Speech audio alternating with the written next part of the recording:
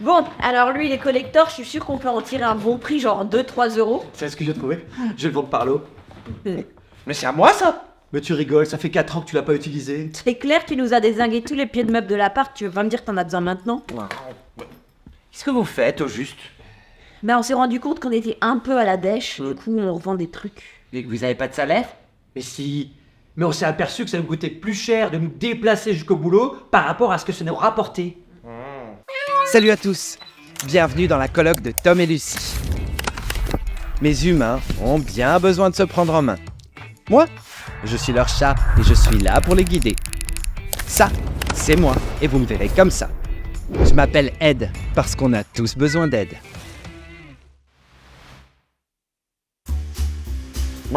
C'est quoi cette histoire? Il me semble que vous aviez décidé d'y aller à vélo, non?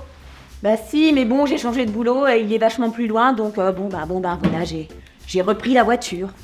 Et moi on m'a piqué mon vélo. Et mes petits chatons, ce serait pas le moment idéal pour investir dans un vélo électrique. Mais on t'a dit qu'on a plus de thunes. Et vous avez demandé de l'aide à vos employeurs? Depuis la loi d'orientation des mobilités mise en place par le gouvernement en 2020, la mobilité domicile-travail devient un sujet obligatoire pour les entreprises ayant un comité social et économique.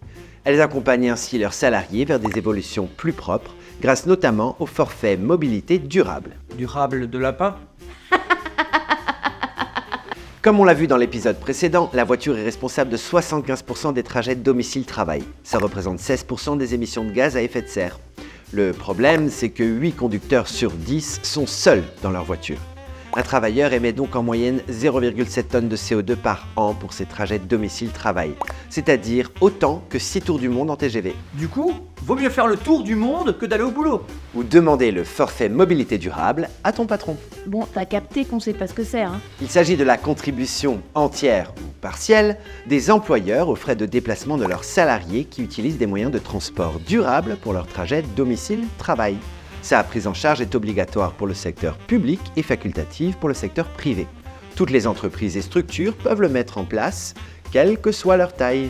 Bon, combien de sous ça fait ça? Dans le secteur public, le forfait peut s'élever jusqu'à 300 € et dans le secteur privé, le forfait est négociable de 0 à 800 €. Ouais, mais nos patrons, nos patronnes, jamais ils vont mettre ça. Ce montant est exonéré de charges sociales pour ton employeur et d'impôts pour toi. Ah ouais, mais ça change la donne, ça. Et c'est cumulable avec le remboursement des transports en commun. Et comment on sait quel mode de transport on doit utiliser? C'est l'employeur qui décide des modes de transport qu'il souhaite financer. Par exemple, il peut s'agir du vélo à assistance électrique, du covoiturage, de l'autopartage, des trottinettes électriques ou des transports en commun. Eh mais punaise, du coup c'est tout bénef, ça fait du bien au portefeuille, à la planète et à la santé. Santé. La mobilité durable, ce n'est pas seulement une question de transport, c'est une question de qualité de vie. Pour en savoir plus, n'hésite pas à télécharger les liens en description de la vidéo. Et si toi aussi tu veux être bien dans ton corps, bien chez toi et bien sur ta planète, alors abonne-toi, parce que t'as vu, on a tous besoin d'aide.